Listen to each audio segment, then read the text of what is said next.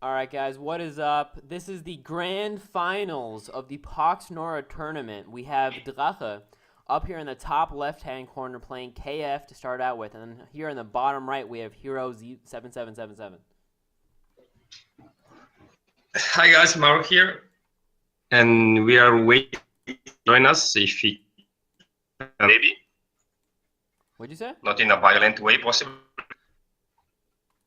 because Sok just wrote that he on his lap, so he will join maybe later. Alright, cool. So Sokolov is coming then as well. And anyway, so first game to start out with a pretty weird map. This is not in the standard rotation at the moment, but I think it's actually still an okay map. Like, it's not too OP. It's very similar to the, what's the other map we have like this with a mid font? The KF map, kind of, right? Where you have a middle font that you're fighting over, and then you have two kind of side fonts. Now here, your side fonts are a bit more protected, because they have to, like, go through the middle. But they're still, like... I think most of the action will be in the middle. Yeah, in the center. Ooh, okay. Starting out with a Fold Breaker. Even though that thing is only 78 Nora. So that's very cheap for the the stats it's bringing, right? 65 HP, 2 defense, 7 speed. Might be some kind of construct BG. Yeah. Wait, it's ISUD actually. Oh, I can't see. Doesn't show me. So Drache is playing Rangers. Should be Rangers or yeah, I think he's playing Rangers because I saw him practicing, or he played against someone else with this deck, so I'm pretty positive with Rangers or Elves, whatever you want to call it. And kind of like to play strange, weird split BG. In semi-final against he played ST Frost Skeletons BG with Dark Rising. Oh, that's and also really strong, yeah. So it seems kind of BG. I didn't know you were allowed to play. For armor specifically? What did you say? Like scouting decision where heroes decided to... I think that Drache made some kind of scouting. Heroics, I think, will try to get Drache unprepared on his weird.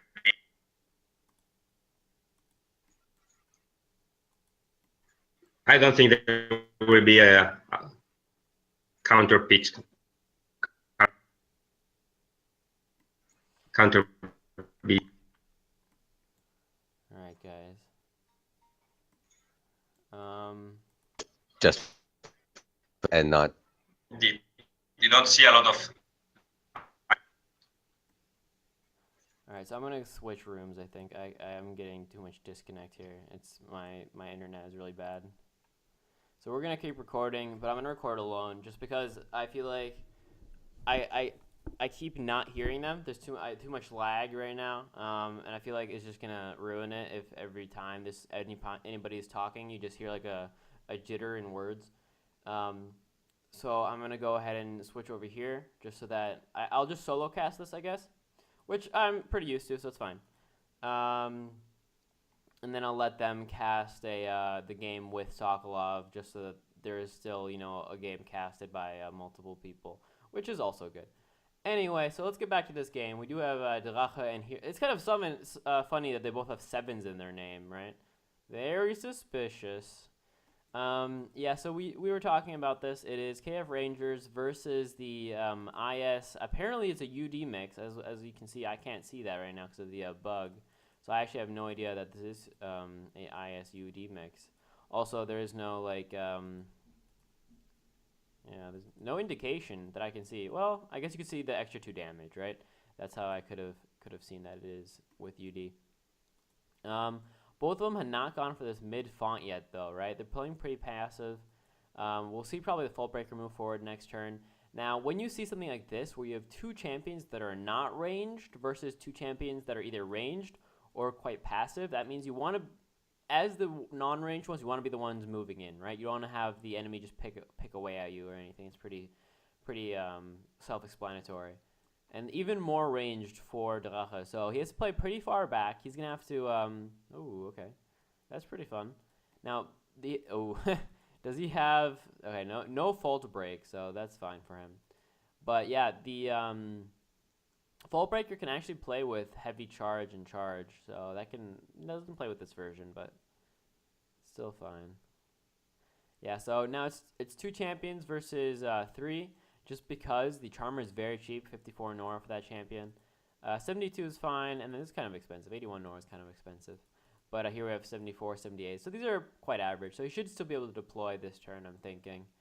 He should still have the Nora. There it is, 68 Nora champions. So they're even in champions, but we do have 4 units on the field for Drache because of that Poison Serpent. So what are we going to see come to, play now? So as I was saying before, this is a pretty passive... composition. We have only ranged champs and supports. Nothing in the front line, nothing to get in and do a lot of damage.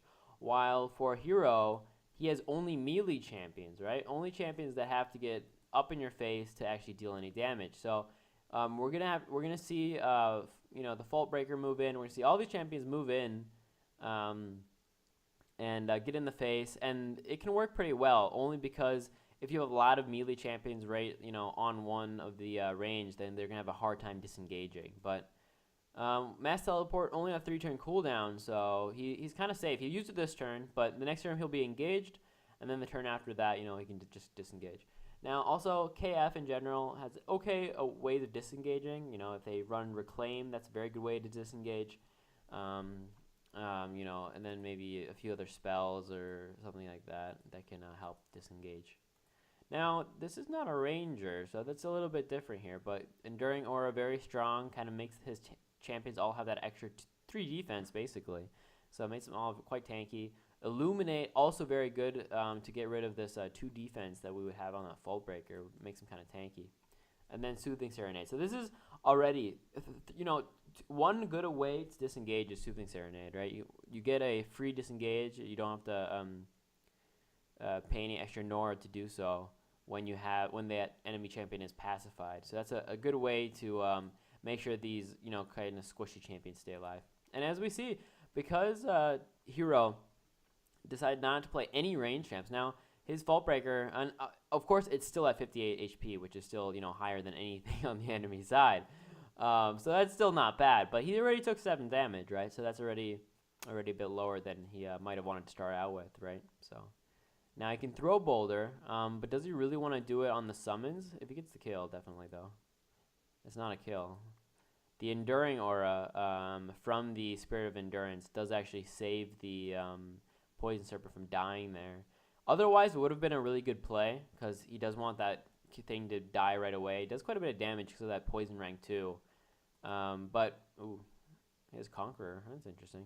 But yeah, but because he doesn't have the or because he was endured, or he was in range of Enduring Aura, he actually was able to tank that. Now he could move in, deal some damage.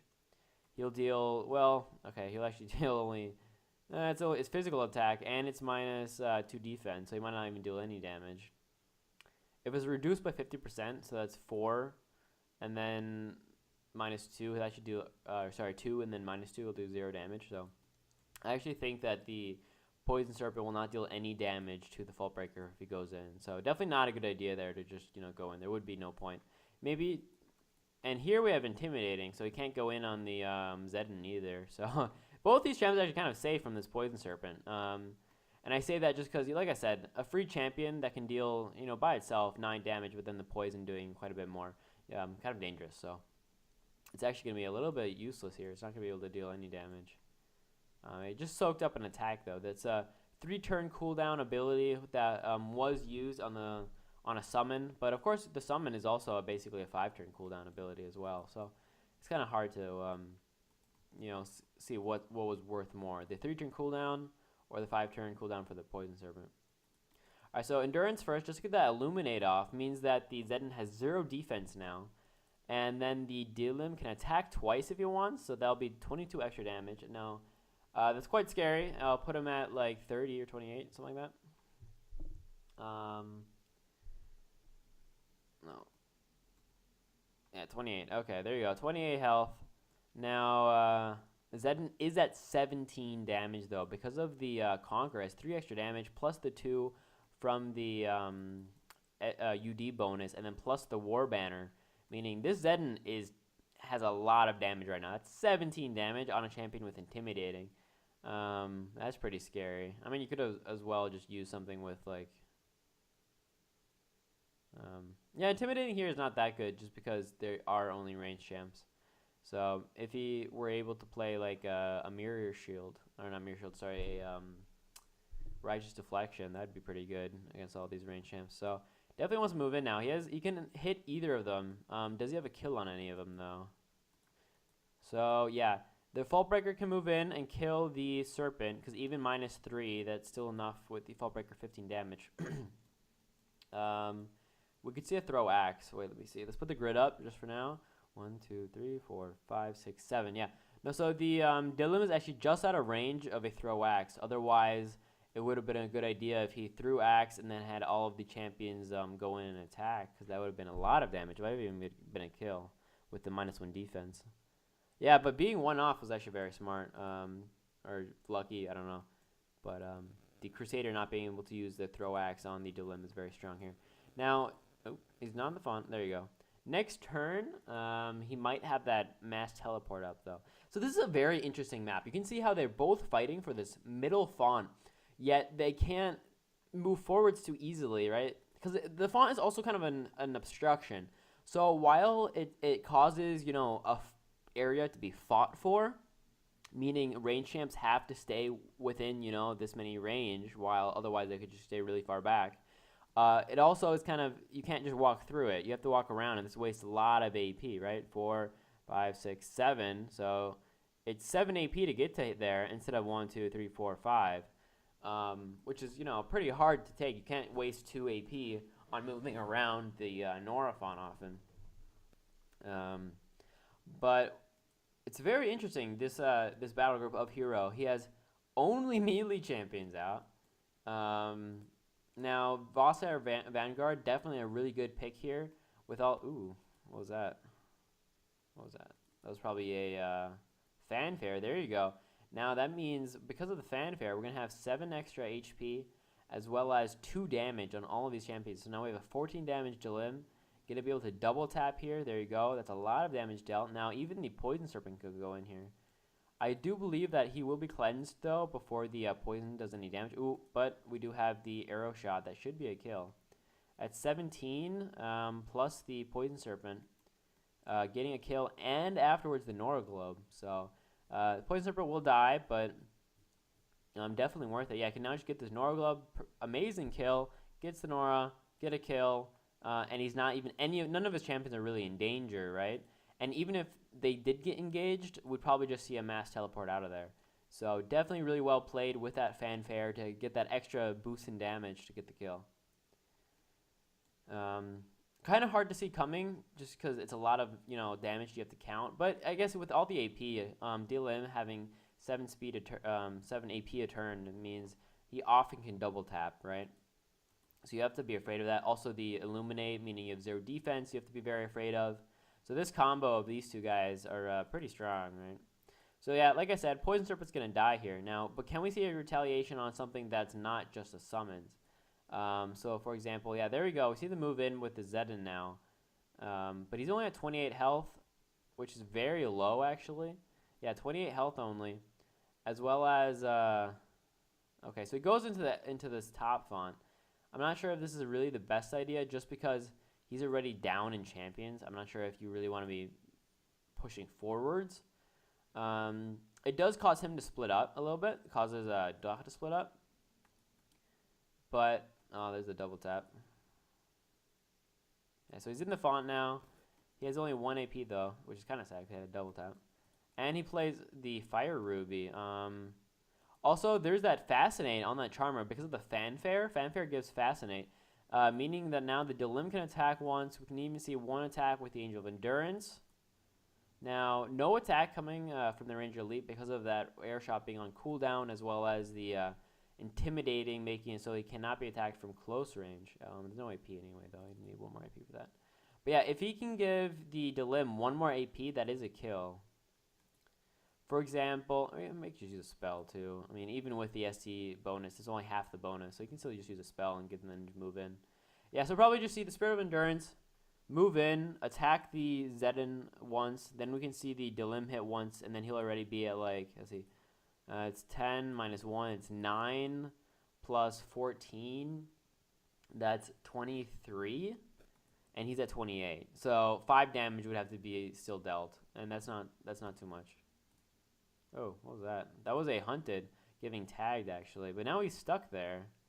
Meaning, first of all, you can't place any relics into the IS zone because of how it works. And this Fire Ruby gonna hit the Ranger Elite. Oh, look at all that. that Fire Ruby is on point. Look at that damage, though. What was that? Was that a... Is he, like I said, he's at... Oh, 7. Thought he was gonna be at... How much did he do? 9 and 12. Oh, he didn't have 14 damage for some reason. But he gets the kill anyway.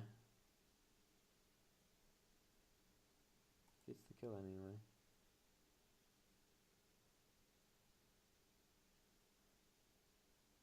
Huh. Bastion of Iron Will. Huh. Didn't see that coming. So yeah, Iron Will making it so that he could get past the intimidating. So... he gets the font back, he'll get the Snore Globe, and now it's basically his game. It's 2 champions. Now, these are pretty bulky champions, but it's still 2 champions versus 1, 2, 3, 4, 5. Snore Globe's still going to go over to him, and he can just easily get out of range of this Fire Ruby. So, well played. Like I was saying, though, that moving that Zedin up there, I'm not sure if that was the best idea, because I don't know. In general, this map is not amazing for him. Yes, a mid-fawn is good, because his range or his non-range champs can just move in, but also bad because he can kind of... I think you just let Drache a bit too much time to build up, and now he just has too many champions. Once he had that mix of 4 champions, where he had the Ranger Elite, these 4 champions all together, they just work so well together. We have the Illuminate to give everything a bit more damage. We have the Charm so everything can disengage more easily as well as heal, and then all these other things. Yeah. So it's definitely going to be a hard game now for... let me put that away. It's going to be a hard game for Hero now. Now, with all these range champs, though, at least the Iron might have a better time. Also, KF doesn't have the best of ways to kill champs, like, instantly. We have no Doom or anything. Most of their damage comes from kind of like guerrilla warfare. That's why I have that extra bonus of speed, right? So they kind of move in, do a shot, run away, move in, do a shot, run away. That's kind of what the KF want to do. There's a Soothing Serenade there. Yeah, that's definitely... who did he play it on? Yeah, there you go. Soothing Serenade on the Iron Guard is really strong, because Iron Guard is really the biggest danger with that multi-attack and Fury. And now, for the next turn, he's not going to do anything, right? You can't have... If you're already on the map, only have 2 champions, and one of yours is going to be doing nothing for a whole turn, you're like, well, all right, okay. So it's like, what's going to happen next? So that Iron Guard being pacified is really going to hurt him. I guess he does have the Blue Fist now as well. Soul Bond. Are these monks? No. These are warriors. Warrior, Construct, Warrior, yeah. Interesting.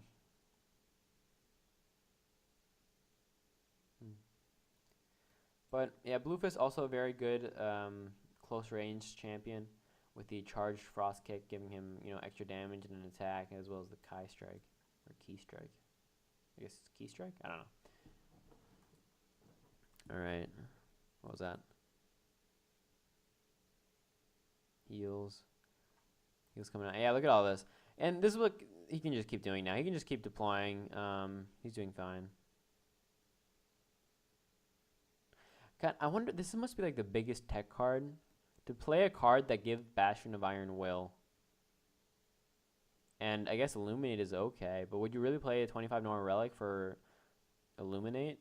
As much, I mean, Bastion of Iron Will is pretty nice, but still, it's kind of a tech card in my opinion. You don't see that very often. It's very rare. Kind of cool drawing though. Yeah, so now we have the Iron Guard who's like, well, I'm pacified. He's Imagine you have a giant demon and he's like, well, I can't do anything now. And then we have the giant Fault Breaker, the giant rock golem, who he can move in, but even with his resistance to physical, we have a lot of range over here. We have 2 high damage dealers as well as the AP gain next turn from Battle Hymn. What was that? Something just stealth. Shadow Hunter is stealth now. So definitely a lot of attacks coming out. So it's really hard for Hero to move in. If he does, he would probably get his champion killed. Just because even with the extra resistance to physical, he'll become illuminated. Then we still have 17 damage. You know, that divided by half is still 8. So, you know, I'm rounding up. So, or 6, I guess, whatever. Or 7, I mean.